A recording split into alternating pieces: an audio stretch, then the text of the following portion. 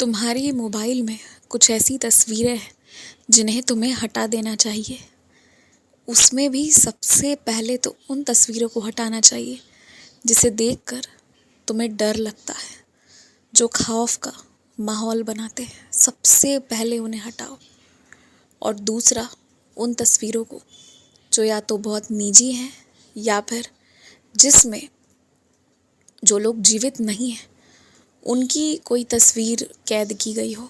और आज एक बात जान लो, सीख लो और समझ लो, ये जो भी नकारात्मक चीज़ें होती हैं ना, देखा और तब के तब तुरंत हटा दो। तुम हटाने में भी आलस करते हो, पर तुम नहीं जानते हो, हर बार जब तुम इस तरह की तस्वीरों को का सामना करते हो ना, तुम्हारा मन कुछ देर के लिए एक बेहद नकारात्मक रास्ते पर चला जाता है। और बस यही तो मैं नहीं चाहता हूँ। तुम 2 ही 3 मिनटों में क्या कुछ सोच लेते हो, याद करके देखो। तुमने तो घड़ी भी नहीं देखा है सोचने के दौरान, पर 2 से 3 ही मिनट सोचते हो, पर बहुत बहुत नकारात्मक और बहुत अजीब चीज़ें। इसलिए ऐसी चीज़ों को मत रखा करो, तुरंत हटा दो। हाँ, ये तो सच है कि तुम्हारे पीठ पीछे तुम्हारा पत्ता भी काटने की कोशिश की गई, तुम्हारे लिए भी भला बुरा बोला गया, तुम्हारे खिलाफ भी भड़काने की कोशिश की गई, और कुछ समय के लिए लोग पलटे भी। ये भी सच है, मैं ये सब मानता हूँ। लेकिन आज की तिथि में ना, जैसा तुम्हारे साथ बर्ताव किया गया था और तुम्हें गलत बोला गया था, वही सबके साथ हो रहा है। सब निजी अनुभव कर रहे हैं। इसलिए तुम्हारे पीठ पीछे क्या हुआ ना, उसका फिक्र भी मत करो, किसी की शिकायत भी मत करने आओ।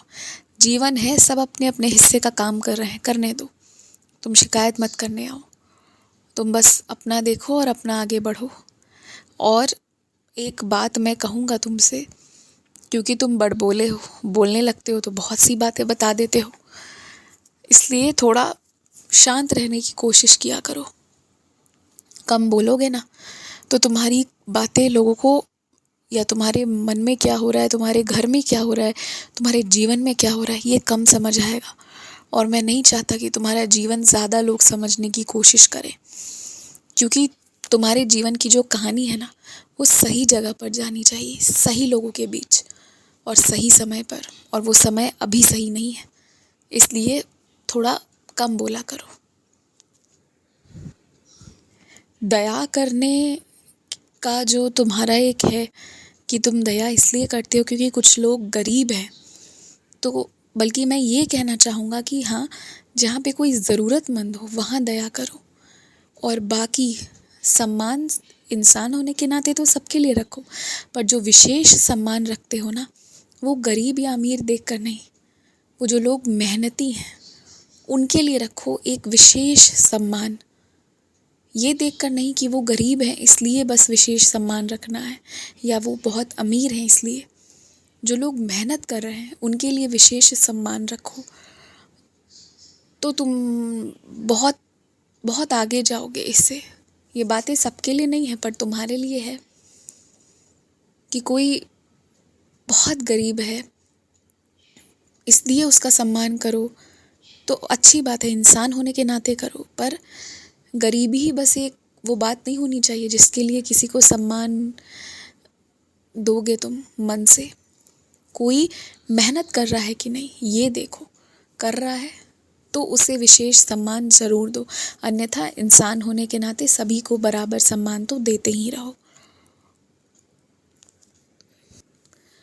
तुम्हारी आज तक कभी ऐसी आदत नहीं रही है कि तुम अपने मुंह से अपशब्द कहो, गालियाँ दो या ऐसे कुछ भी निकालो, पर आजकल तुम्हारा क्रोध बढ़ रहा है। जुबान पर तो नहीं है, लेकिन मन में तो चलते हैं अपशब्द तुम्हारे भी।